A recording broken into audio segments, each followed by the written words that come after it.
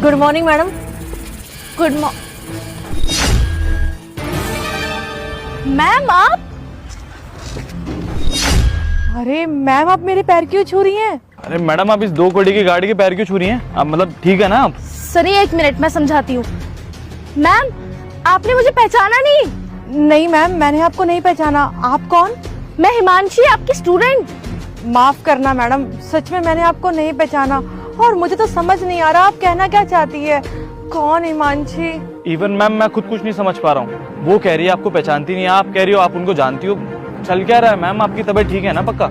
सनी एक मिनट, पहली बात तो ये कि तुम मेरे सिक्योरिटी गार्ड बुलाना बंद करो। ये कोई सिक्योरिटी गार्ड नहीं है, ये मेरी टीचर है। मैम आप याद कीजिए, मैं आपकी फेवरेट स्टूडेंट रह चुकी हूँ।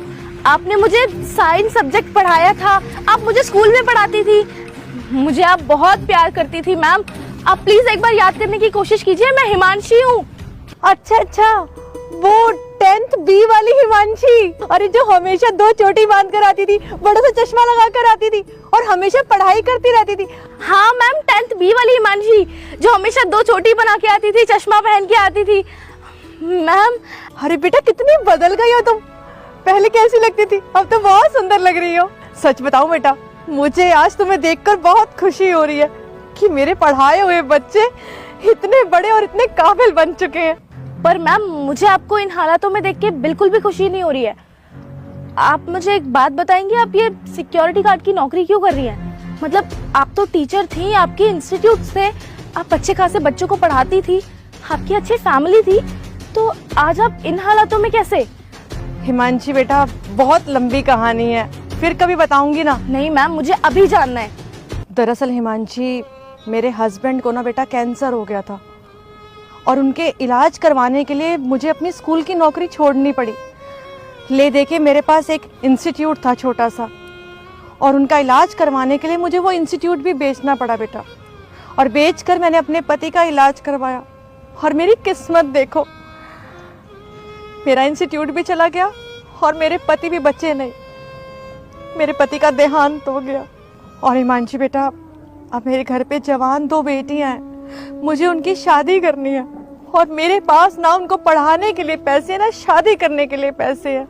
बस इसीलिए दिन रात ये गार्ड की नौकरी कर रही हूँ ताकि अपने घर का खर्चा चला सकूं। बेटा, पढ़े लिखे होने के बावजूद भी किसी ने मुझे नौकरी नहीं दी। क्या करूं? अब यही काम रह गया था तो इसीलिए ये काम कर रही हूँ। अब बेटा 2 टाइम की रोटी तो खानी ही थी ना।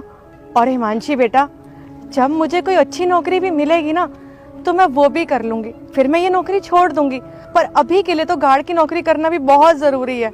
अगर मैंने ये नौकरी छोड़ दी ना तो मेरे बच्चे भूखे मर जाएंगे, उन्हें 2 टाइम की रोटी कौन देगा? मैम आपके साथ इतना सब कुछ हो गया और आपने हमें एक बार बताने की कोशिश भी नहीं की। आप एक बार तो बता के देखती, हो सकता था हम लोग आपकी मदद कर देते। बेटा मेरे पास तुम्हारा कोई फोन नंबर नहीं था, अगर होता तो शायद मैं फोन करके तुमसे बात कर लेती। और वैसे भी बेटा, अपने दुख तकलीफ हैं, आजकल अपने नहीं सुनते तो मैं तुम्हें क्या सुनाती। अरे घर वालों ने भी धक्के मार के घर से निकाल दिया, तभी तो आज हमारी ये हालत है। अगर हमारे घर वाले हमें घर से बाहर नहीं निकालते तो शायद आज हमारी ये हालत नहीं होती। पर कोई बात नहीं, भगवान ने मुझे बहुत मजबूत बनाया है और मेरे अंदर टैलेंट भी है, मैं कुछ ना कुछ ज़रूर कर लूँगी। हाँ मैम, मैं आपको जानती हूँ कि आप बहुत स्ट्रांग हैं। आपने अपने परिवार को संभाला और आप इतनी ज़्यादा स्ट्रांग हैं कि आज भी आप अपने परिवार को संभाल रही हैं। हाँ मुश्किल वक्त है, फिर भी आप अपने परिवार को अपने साथ लेके खड़ी हैं। मुझे बहुत दुख हुआ ये जान के कि आपके हस्बैंड नहीं रहे, पर मैम आप हिम्मत मत हारिए, मैं हूँ अभी आपके साथ, मैं आपकी मदद करूँगी। आप ये जो कंपनी देख रही हैं ना, जिस कंपनी में आप एज अ सिक्योरिटी गार्ड की नौकरी करती हैं, वो कंपनी मेरी ही है, मैं उस कंपनी की मालकिन हूँ। अगर आप मुझे उस दिन नहीं पढ़ाती तो आज मैं इतना बड़ा मुकाम हासिल कभी कर ही नहीं पाती। अरे बेटा, तुम इतनी बड़ी कंपनी की मालकिन हो, ये देख के तो मुझे आज बहुत खुशी मिली। अरे अब मैं तुम्हारे नीचे काम करूंगी। नहीं ma'am, I am really sorry, लेकिन आज के बाद आप मेरी कंपनी में मेरे under as a security guard की नौकरी नहीं कर सकती हैं। अरे मैडम ऐसे मत करो, मैंने अभी आपको अपने घर के हालात बताए हैं ना। अगर ये मेरी नौकरी चली गई तो मैं अपने बच्चों को 2 टाइम की रोटी भी नहीं खिला पाऊंगी। मैं आपके आगे हाथ जोड़ती हूँ, मेरे साथ ऐसा मत करो। मैम मैं आपको नौकरी से निकाल नहीं रही हूँ, बल्कि मैं तो बस आपकी नौकरी चेंज कर रही हूँ। आपको सिक्योरिटी गार्ड की नौकरी से हटाकर एज अ मैनेजर काम करने के लिए बोल रही हूँ। मैंने बचपन से देखा है, जब आप एक साथ इतने सारे बच्चों को पढ़ाती थी तब आप सबको बहुत प्यार से और बहुत तरीके से मैनेज करती थी। आपकी मैनेजमेंट स्किल्स वाकई में बहुत अच्छी है, इसलिए मैं चाहती हूँ कि आज से आप मेरी इस कंपनी में एज अ मैनेजर काम करें। मुझे बहुत खुशी होगी अगर आप मेरी बात मानेंगी तो। क्या सच मैडम? आप मुझे मैनेजर की नौकरी दे रहे हो? Excuse me ma'am, sorry to interrupt, लेकिन ये गार्ड हमारे ऑफिस में मैनेजर मतलब सुबह तक सबको सैल्यूट कर रही थी, अब हम सब इसको सैल्यूट करेंगे। मैम देखिए, अगर कोई पोस्ट देनी है तो आप इसको सुपरवाइजर बना दो यहाँ का, आप सीधा मैनेजर बना रहे हो, मतलब ये तो कोई सही तरीका नहीं हुआ ना, आप गलत नहीं कर रहे हो, ये सुपरवाइजर बना दीजिए इसको आप। सनी शट अप, ये मेरी कंपनी है और यहाँ मैं डिसाइड करूंगी कौन काम करेगा और कौन नहीं, किसकी क्या पोस्ट होगी और किसकी क्या नहीं। तुम मेरी कंपनी में एज अ मैनेजर जॉब करते हो, लेकिन अगर तुम्हें इनके मैनेजर बनने से प्रॉब्लम है, तकलीफ है, तो तुम मेरी कंपनी छोड़ के जा सकते हो। मुझे तुम्हारे जाने से कोई प्रॉब्लम नहीं है। Sorry ma'am. मैम, मैं आपके सामने रिक्वेस्ट करती हूँ, अगर आप मेरी कंपनी में जॉब करेंगे तो मुझे बहुत अच्छा लगेगा। बहुत बहुत धन्यवाद बेटा, मैं तुम्हारा एहसान कैसे चुकाऊंगी।